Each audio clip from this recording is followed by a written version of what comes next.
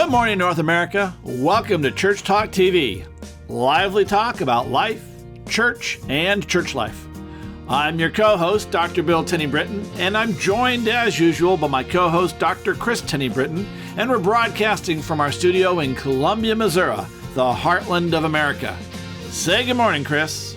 Well, good morning, and welcome to Church Talk TV. Kris and Bill Tenney-Britton here today to talk about one of the nearest and dearest and most popular topics in all of Christendom, that is church marketing. Marketing, yes. And with us today is my friend and the founder and CEO of Hammock Communications, Beth Hammock, who's coming to us from her office in, I always mess this up. St. Louis. In St. Louis, Missouri. I was born there. You would think that I would know where St. Louis is. So, Beth, we want to welcome you. Thanks for joining us. Yeah, thank you. Thank you very much. Happy to be here. Awesome. So let me jump right in here.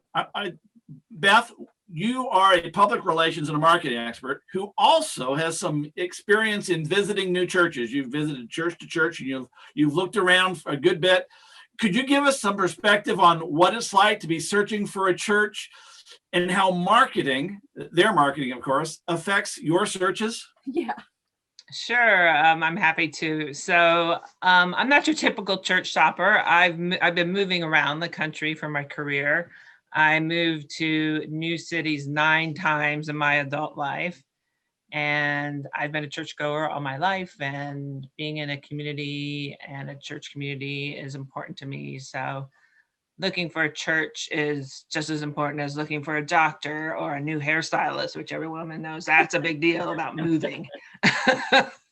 So what I would do is, and the thing is, like, I grew up Catholic, wasn't going to Catholic church anymore. If you are Catholic, you just go to the Catholic church, right? But I had started going to other churches, and I had liked a certain type of new thought churches, which aren't everywhere.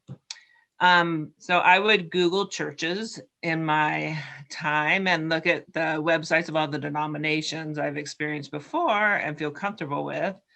And part of this is word of mouth. Like, I had a good friend who was sort of advising me, well, why don't you just go to that really nice church over there in your neighborhood, because it'd be people like you, professionals, but honestly, that's not the kind of church I like. So I had kids. I would see whether they had teen programs, kids programs, adult education, a choir.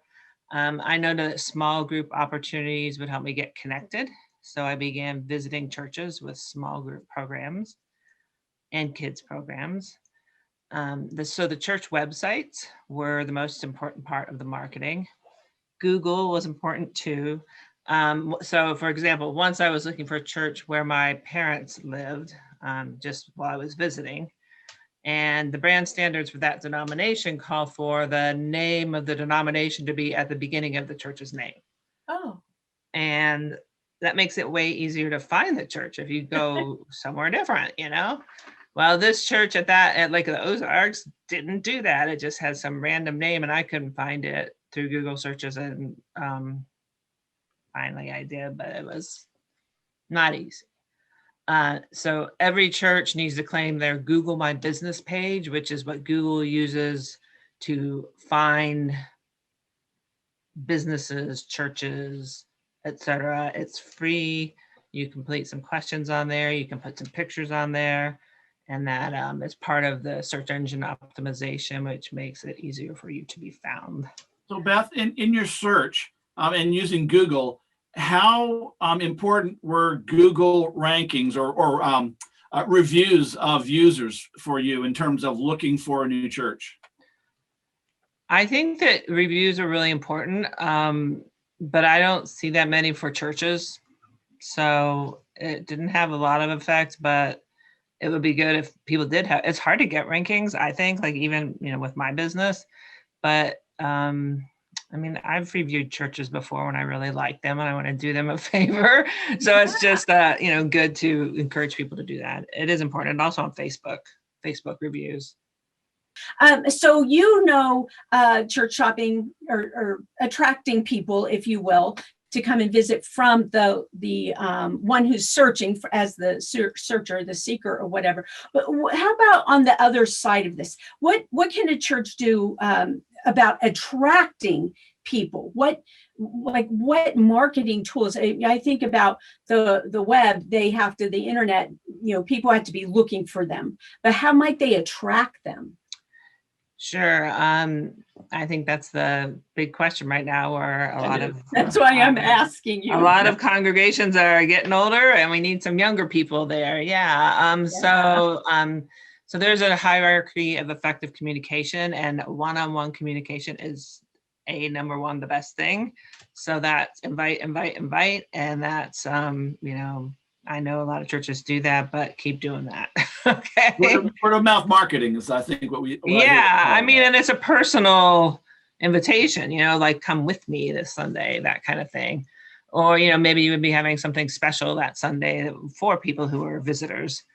So then the next level of communication is small groups. And so this is where you offer support groups, special interest groups, and you invite community members to those things. So you're getting people into your church. But again, it's personal invitation is what I'm hearing you say, that's still the most effective way of marketing is for a church that's online right now, it'd be tagging and sending invitations and sending event invitations and picking up the phone and say, hey, come with me, or direct message. Is that what I'm hearing? Yeah. And actually just like inviting your congregation to tell people about it. Like I actually talk about the church I go to right now, because, the beauty when you mentioned the internet, in the pandemic, that people are going to church wherever they want. Okay. Because yes. It's online, and I'm going to church in Los Angeles right now with Michael Bernard Beckwith, who's a well-known spiritual leader, and I really like his services. And so I do somehow just come, basically I like it so much I talk about it. So, and there's a lot of people haven't heard of him. So Beth, if you were going to design a marketing program for a church decides to hire you and say, hey, listen, we need to get the word out. We need people to figure out who we are and to attract them. What are some of the suggestions you'd make? So the first thing that I would do is an audit of their marketing and communications, which means looking at everything they're doing with a particular focus on digital, because that is the most important way to communicate for a small amount of money, or, relatively small amount of money. Facebook ads are really cheap.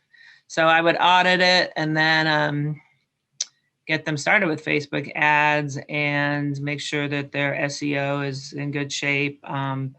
Make sure that their Google My Business is fixed up, their website. So SEO depends a lot about how your website is worded, that Google searches for certain words and you want to be ranked for certain words, like whatever, Methodist church near me or something like that. So, you don't, when you're talking about you have to be in the top 10, if you're ranking for your denomination, there probably aren't 10 in your neighborhood that are going to rank. So that, that's the kind of thing experts know as far as search terms.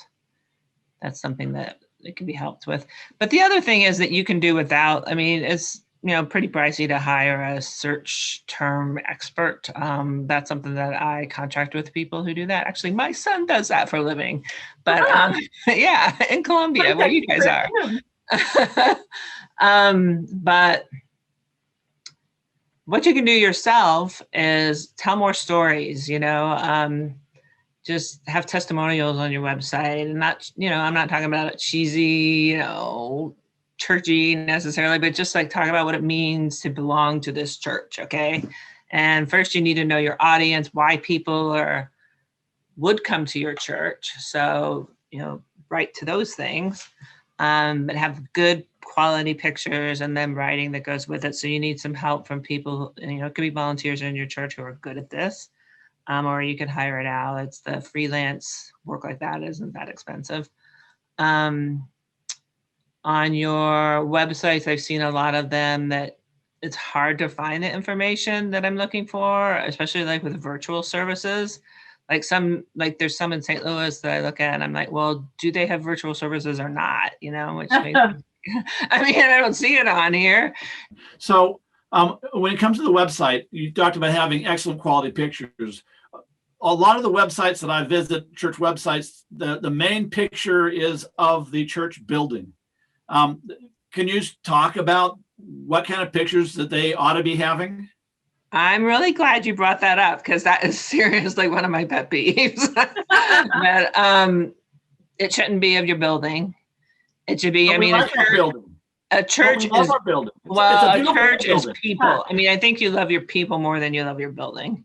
Okay. So it needs, my best model of church marketing is Church of the Resurrection in Leawood, Kansas. Yes. All about people celebrating, having fun. They love being there. And they look just like normal people too, you know? So, I mean, hopefully they're people who really go there, not just stock photos. I mean, I think they probably are. They hired a photographer. But somebody, when I was working in university communications, taught me that not to use pictures of university buildings, because that's pretty tempting for universities too, because they have these iconic buildings. But it needs to be pictures of students doing things. Same thing with church members. I mean, it'd be great if you had like people over at the soup kitchen serving food, you know, that's a community. Preferably not stock photos, I'm sure. So yeah, that with their masks on. So Yeah. right now. Yeah. Yeah. So just one last question. Is there anything else, because time, and I hate that, is there anything else that you would like to say to our church leaders that are watching before we have to say goodbye?